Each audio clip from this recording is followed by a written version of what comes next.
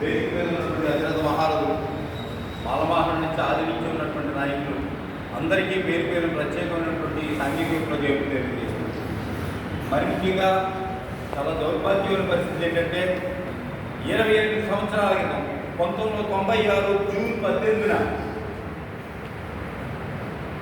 16వ తారీఖున చంద్రబాబు నాయుడు వర్గీకరణ ప్రకటన చేస్తే 18వ తారీఖున ఇదే కమ్యూనిటీ హాల్లో ఒక విచిత్రం చరిత్ర నగ్న సంచాల ఆవిష్కరణ తీసుకున్నట్లయితే స్వర్గీయ బాలకృష్ణ గారి యొక్క ప్రోత్సాహంతో మొట్టమొదటి ప్యాంప్లెట్ వేసి దీంట్లో వందలాది మందితోటి మీటింగ్ పెట్టి ఆ తర్వాత కార్యక్రమం శ్రీకారం చుట్టాం. మళ్ళా 28 సంవత్సరాల తర్వాత దగ్గరగా ఒక 2 నెలల తేడాలో మళ్ళా ఇదే వేదిక ప్రాంగణంగా పెట్టుకోవడం అనేటువంటిది నాకు ఒక విషయం గుర్తొస్తుంది. స్వర్గీయ పివి రావు గారు చెప్తూ ఉన్నాడు, వర్గీకరణ అనేటువంటిది మన మాలల మెడ మీద వేలాడుతున్న కత్తిరా అని. కానీ మనం ఎవ్వరు మేము కూడా గత లాస్ట్ కూడా మొత్తం అన్ని మాల సంఘాలు కలిసి ఉన్నాయి. లక్షల రాష్ట్ర అధ్యక్షులు, లక్షల జాతీయ అధ్యక్షులు విపరీతమైనటువంటి ఉన్నాయి. అయితే ఉండొచ్చు, ఎందుకంటే మాల ఉద్యమం అనేటువంటిది ఒక స్ఫూర్తిమైనటువంటిది. ఒక ఆ బ్యానరే పట్టుకున్న ప్రతి కూడా ఎందుకు వస్తున్నాడంటే ఒక త్యాగపూరిత ఉద్యమం. కొన్ని వందల మంది చనిపోయినటువంటి కార్యకర్తలు, కొన్ని వందల మంది అవయవాల లోపాలతోటి ఈడ్చుకున్నటువంటి కార్యకర్తలు, కొన్ని వందల మంది అలాంటి వాళ్ళు 6 నెలలు 7 నెలలు మంచాల మీద లాఠీ దెబ్బలు తిని పడిపోయి వచ్చినటువంటి త్యాగపూరిత ఉద్యమం. మాల ఉద్యమం మామూలు ఉద్యమం కాదు. మాదిగ దండోర త్యాగపూరిత ఉద్యమం కాదు, మాలమహనాడ త్యాగపూరిత ఉద్యమం. పైగా దాంట్లో కోనసీమలో సత్యారాం బొమ్మడివరానికి చెందిన సత్యారాం చనిపోయాడు ఈ ఉద్యమంలో. పొలం ఇదయ్యి అక్కడ ఇక్కడ పానింది శాషయ ఒక వియ్యాలో ఆ రోజున వేశారు. పానింది శాషయ తర్వాత 2వ చనిపోయాడు అక్కడ మేకే భీమారావు. అంత త్యాగపూరిత ఉద్యమం. మేము అందుకనేనా ఇంతమంది వచ్చినా ఎన్నోసార్లు ముందు వేయాలనుకున్నా, మొన్న జరిగినప్పుడు కూడా ఎందుకంటే నేను అవసరమైతే ఎంతైనా డొనేషన్ ఇస్తాను రాకూడదు అనుకున్నాను. కానీ రాష్ట్రం నుంచి అనేక మంది చేస్తున్నటువంటి ఈ బాధను చూశాక మనం వెళ్ళకపోతే బాగోదు అనేటువంటి ఉద్దేశంతో నేను ఈ మధ్యకాలంలో రావట్లేదు చాలా ఉద్యమాలకి.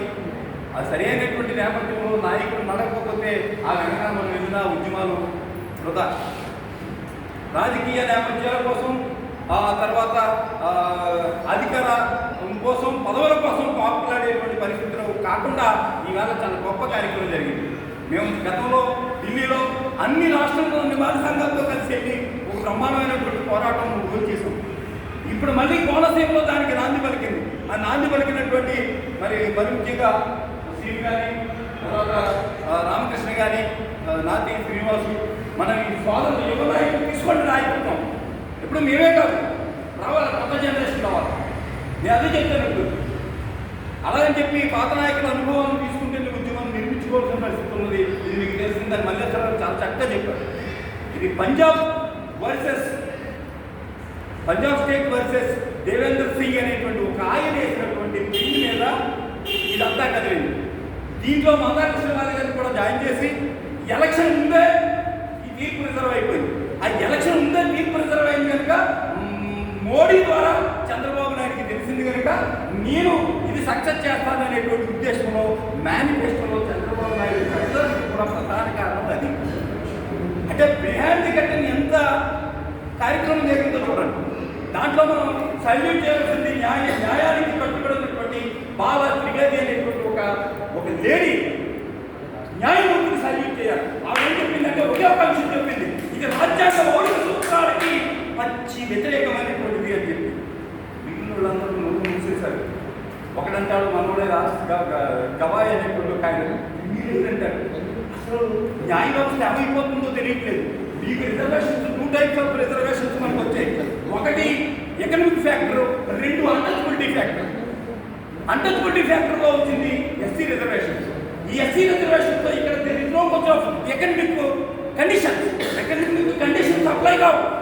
ఇది ఎవరు మినిమం నాలెడ్జ్, రాజ్యాంగం మినిమం నాలెడ్జ్ ఎవడైనా చెప్తాడు. ఒక మాదిగా అంతా స్పృశతో అనిపిస్తున్నాడు, ఒక మాల అంతా స్పృశతో అనిపిస్తున్నాడు. ఆ అస్పృశ్యత బేసిక్గా వచ్చినటువంటి రిజర్వేషన్కి ఆర్థికపరమైనటువంటి అంశాలు జోడించడానికి ఎక్కడా లేదు. బీసీలు హత్య చేయమని బీసీలు చేసుకున్నారు. ఎందుకు? అది రెవెన్యూ ఫ్యాక్టరీతో ఏర్పడాలి. మరి ఆ అంశాన్ని బీసీ రిజర్వేషన్ ఉన్నటువంటి కొన్ని అంశాలని ఇందిరా సహాయ అనేటువంటి కొన్ని అంశాలని ఇలాంటివన్నీ తీసుకొచ్చి దీన్ని గత్తగత్తర చేసేసి అసలు ఎస్టీలు అడగకపోయినా సరే వాళ్ళు కూడా కలిపి ఇది ఇంత ఎవరో చెప్పరు చక్కని అసలు ఈ తీర్పు రాజ్యాంగం అనేటువంటిది ఇది లేదు. ఎందుకంటే ఇక్కడ ఒకటే కరెక్ట్ అండి. అటు పార్లమెంటు వ్యవస్థకి, ఇటు న్యాయ వ్యవస్థకి, అటు రాష్ట్రపతికి, వీటిలన్నింటిలో కూడా ప్రధానమైనటువంటిది ఇవన్నీ నేపథ్య వ్యవస్థలు కూడా ఎవరికి కట్టుబడి ఉండాలి? భారత రాజ్యాంగీయతకి. భారత రాజ్యాంగీయత master is the guider, rider, fighter. భారత రాజ్యాంగాన్ని బేస్ చేసుకునే ఈ న్యాయ వ్యవస్థ అయినా, ఈ పార్లమెంటరీ వ్యవస్థ అయినా, ఈ రాష్ట్రపతి అయినా. ఇక్కడ రాజ్యాంగం ఏం చెప్తుంది? 341 ఆర్టికల్ సబ్సెక్షన్ 1 and 2 ఏం చెప్తుంది? ఎస్సీ ఎస్టీ రిజర్వేషన్లో తీయడానికి కానీ వెయ్యడానికి కానీ రాష్ట్రాలకు అధికారం లేదని నేను గట్టిగా చేయను. నువ్వు కానీ చెయ్యాలి. ఎప్పుడు చేయగలవు? రాష్ట్రపతి ఆమోదం ఉంది, పార్లమెంట్లో 3/4 మెజార్టీ ఎంపీలు ఉండి 3/4 స్టేట్స్ యాక్సెప్ట్ చేసినప్పుడు మాత్రమే ఈ క్లాసిఫికేషన్ అనేది చేయొచ్చు. ఎక్కడ జరిగిందండి? పార్లమెంట్లో ఇదైందా? 3/4 ఎంపీలు తీసుకున్నారా? 3/4 స్టేట్స్ యాక్సెప్ట్ అవుతుందని చేస్తానికి గుడ్డిగా అయినా మనం అనుకున్నటువంటి జడ్జెస్ని వేయించి ఇది శరాఘాతం చేసినటువంటి దీంట్లో కూడా మన సినిమాకి ఏదో ప్లే చేశారని అనుకోకండి. ఇది పంజాబ్లో జరిగిన అంశానికి వీళ్ళు విహారంగా ఉండి మొత్తం దీన్ని చేసినటువంటి ఒక కుట్రపూరితమైనటువంటి ఇది ఆల్మోస్ట్ ఏంటంటే ఎస్సీ ఎస్టీ రిజర్వేషన్ ఎత్తేయాలి అనేది. ఈ మౌలిక సూత్రం ఏంటంటే ఎస్సీ ఎస్టీ. అందుచేత మీరు మనం మాత్రం ఒకటి మర్చిపోకండి. మన తరం అయిపోతే అవ్వవచ్చు. నెక్స్ట్ జనరేషన్కి వాళ్ళు పట్టించుకోకపోయినా ఆ రోజు బాబాసాహెబ్ అంబేద్కర్ ఒక్కడిగా మీకు హక్కులు ఇచ్చారు కాబట్టి చేసుకోవడం బట్టి తెల్లబట్టలేసుకుని నేను ఉద్యోగం చేసినా మీరు ఉద్యోగం చేసినా ఒక పొజిషన్లో ఉన్నామంటే ఆ మహానుభావుడు యొక్క దయ. ఇప్పుడు ఆ మహానుభావుడు లేదు. మన ఈగోని పక్కన పెట్టి మన నాయకత్వాన్ని పక్కన పడేయండి. తన్ని పడదేయండి. ఏదైనా జాస్మయ్యి రాకపోతే తన్ని పడేయండి. ఏ నాయకుడైనా సరే నాయకత్వ పోకడల కోసం ఆరాటపడేటువంటి ఈ నాయకత్వంలో కూడా పొలిటికల్ ఇంట్రెస్ట్ ఉన్న నాయకులు అంటే ఎందుకు వెళ్తారు మీరు? పొలిటికల్ ఇంట్రెస్ట్ ఉన్నటువంటి ఏ నాయకుడు నాయకుడు కాదు. మత ఇష్టం తీసుకోండి. ఏదైనా పొలిటికల్ ఇంట్రెస్ట్ ఉన్నాడా? ఆ దాని కోసం అలాగే ఉన్నాడు. తీవ్రవాదం తీసుకోండి. మరి మనం ఎందుకు పొలిటికల్ ఇంట్రెస్ట్ ఉన్న నాయకులు చట్టాలలో తిరుగుతాం? మనం పెట్టండి పొలిటికల్ ఇంట్రెస్ట్ లేనటువంటి నాయకుల్ని ముందు పెట్టి నడిపించండి. డెఫినెట్గా దీంట్లో మాస్ డిమాండ్ చేస్తే మాత్రం వృధా. కోర్టుని మాస్ డిమాండ్ చేసి పంపి పెట్టాలి. అడగండి.